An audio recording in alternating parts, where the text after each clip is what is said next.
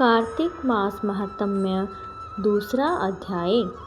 ब्रह्मा जी कहते हैं कि हे नारद, तुलसी की मंजरी सहित भगवान शालिग्राम का जो एक बूंद तृणामृत का पान करता है वह ब्रह्म हत्यादि बड़े बड़े पापों से मुक्त होकर वैकुंठ को प्राप्त हो जाता है। जो भगवान शालिग्राम की मूर्ति के आगे अपने पितरों का श्राद्ध करता है उसके पितरों को वैकुंठ की प्राप्ति होती है।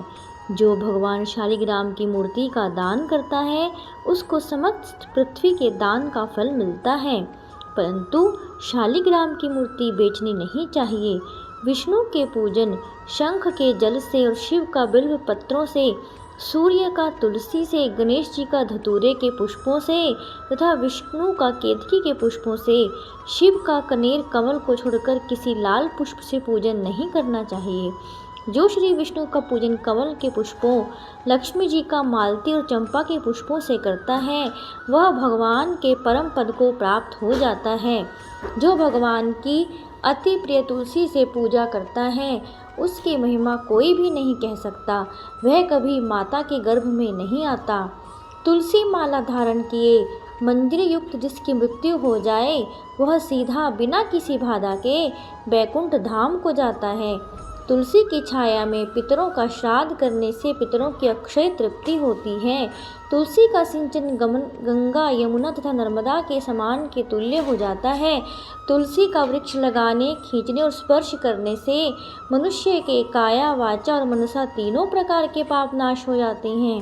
जो मनुष्य आंवले के पत्ते और फूलों से भगवान का पूजन करता है तथा आंवले के वृक्ष के नीचे बैठकर भगवान का पूजन करता है उसको सोने के फल और पुष्पों का फल प्राप्त होता है।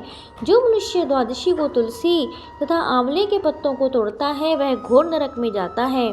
जो मनुष्य कार्तिक मास में आंवले के फल, तुलसी और गोपी चंदन की माला धारण करता है वह जीवन मुक्त हो जाता है। इस प्रकार व्रती पुरुष भोजन करके चंदन, पुष्प, पान और दक्षिणा से ब्राह्मणों को प्रसन्न करे, सारे मास भूमि पर शयन करे, ब्रह्मचर्य का पालन करे, पत्तल में एक समय भोजन करे, मौन व्रत धारण करे, वह शूरवीर और कांतिमान होता है।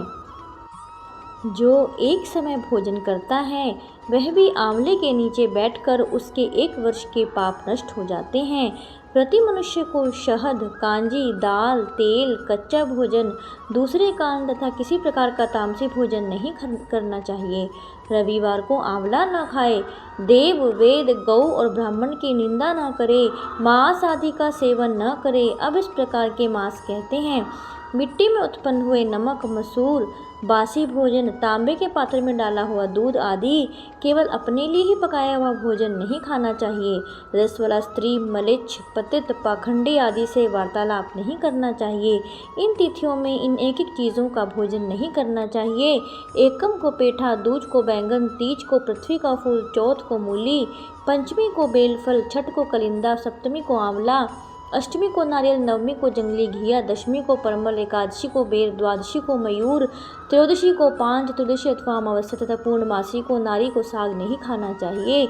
ओम नमो भगवते वासुदेवाय। ओम नमो भगवते वासुदेवाय। ओम नमो भगवते वासुदेवाय।